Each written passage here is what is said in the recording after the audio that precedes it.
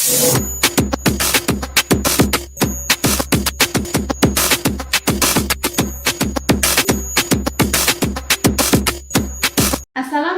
warahmatullahi wabarakatuh. Bertemu lagi dengan saya Sri Ningsih dalam bidang studi biologi. Nah, apa kabar anak-anak ibu semua? Semoga dalam keadaan sehat walafiat. Nah, pada pertemuan minggu kali ini materi kita mengenai tentang komponen dalam proses metabolisme. Nah, apa-apa sajakah yang termasuk komponen dalam proses metabolisme? Nah, sebelumnya kita harus tahu dulu apa pengertian dari metabolisme. Metabolisme itu berasal dari kata metabole yang berarti berubah. Nah, metabolisme itu adalah keseluruhan proses reaksi kimia yang terjadi pada sel tubuh makhluk hidup, baik reaksi pemecahan maupun penyusunan senyawa kimia tertentu. Nah, metabolisme itu dikelompokkan menjadi dua, yaitu yang pertama anabolisme. Nah, anabolisme itu adalah penyusunan senyawa kompleks dari senyawa sederhana dengan bantuan energi dari luar. Contohnya adalah peristiwa fotosintesis dan kemosintesis. Nah, kemudian yang kedua adalah katabolisme. Katabolisme itu adalah pemecahan senyawa kompleks menjadi senyawa sederhana dengan membebaskan energi. Nah, contohnya adalah respirasi dan fermentasi. Nah, komponen yang terlibat dalam proses metabolisme itu diantaranya adalah enzim dan energi. Nah, hampir semua reaksi kimia biomolekul organik di dalam sel itu dikatalisis oleh enzim. Nah, perubahan-perubahan yang terjadi pada proses anabolisme dan katabolisme itu dapat dipercepat dengan suatu zat yang disebut dengan enzim. Nah, komponen yang terlibat dalam proses metabolisme itu adalah enzim. Nah, yang pertama pengertian enzim. Kata enzim berasal dari bahasa Yunani yaitu enzime yang berarti di dalam sel. Nah, tahun 1978, Wilhelm Kuhne yang merupakan psikolog asal Jerman mendeskripsikan enzim sebagai proses. Kemudian istilah enzim digunakan menjadi biokatalisator yang berfungsi untuk mempercepat reaksi biologis tanpa ikut bereaksi. Nah, kemudian sederhananya enzim itu adalah katalis yang membantu percepatan reaksi biologis. Berdasarkan penelitian-penelitian selanjutnya diperoleh kesimpulan bahwa enzim itu adalah suatu protein yang bertindak sebagai biokatalisator. Nah, enzim itu tersusun atas dua bagian yaitu apoenzim dan gugus protektif.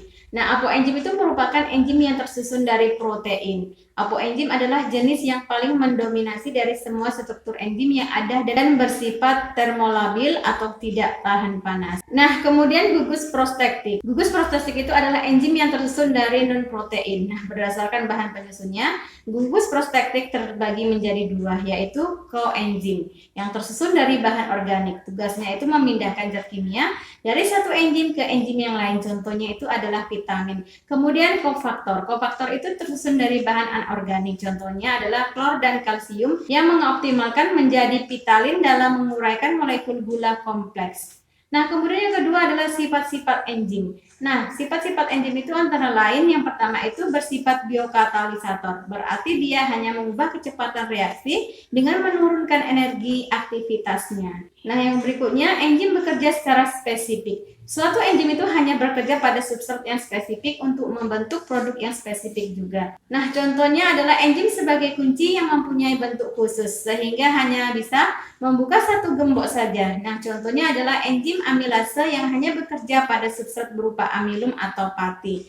Nah, kemudian yang ketiga, kerja enzim itu bersifat bolak-balik atau versibel. Nah, suatu enzim itu dapat melakukan reaksi dua arah dari substrat menjadi produk atau dari produk menjadi substrat. Nah, kemudian enzim itu menyerupai protein. Ada beberapa sifat enzim yang menyerupai karakter dari protein, yaitu bekerja pada suhu optimum, kemudian kinerja menurun dalam kondisi asam kuat atau basa kuat.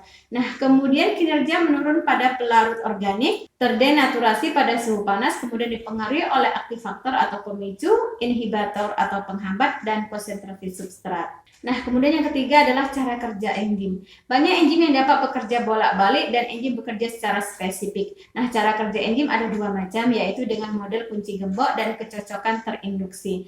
Nah, yang pertama adalah kunci gembok. Enzim itu dimisalkan sebagai gembok karena memiliki sebuah bagian kecil yang dapat berikatan dengan substrat. Nah, bagian tersebut disebut sisi aktif.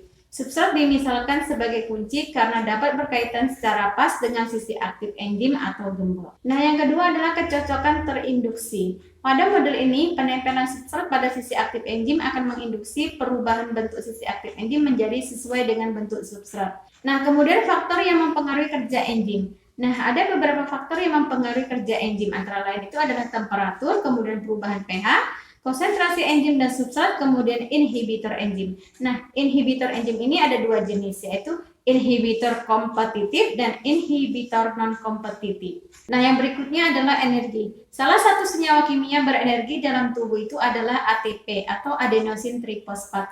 Nah, ATP itu merupakan ikatan 3 molekul fosfat dengan senyawa adenosin. Nah, adenosin itu terdiri atas adenin dan ribosa. Nah, ikatan ATP itu bersifat labil, kemudian mudah melepaskan gugus fosfatnya. Terlepasnya satu gugus fosfat mengakibatkan ATP menjadi ADP atau adenosin difosfat. Nah, hidrolisis ATP menjadi ADP itu diikuti dengan pembebasan energi sebanyak 7,3 kilokalori per mol. Nah, energi bebas hasil pemecahan ATP digunakan untuk berbagai reaksi energonik di dalam sel seperti biosintesis molekul, kemudian transport aktif pada membran sel, dan aktivitas mekanik seperti kontraksi otot. Nah, sintesis ATP dari ADP dan ortofosfat bersifat energonik sehingga membutuhkan energi dari reaksi katabolik seperti proses glikolisis. Nah, itu tadi penjelasan mengenai tentang komponen dalam proses metabolisme. Semoga bermanfaat. Wassalamualaikum warahmatullahi wabarakatuh.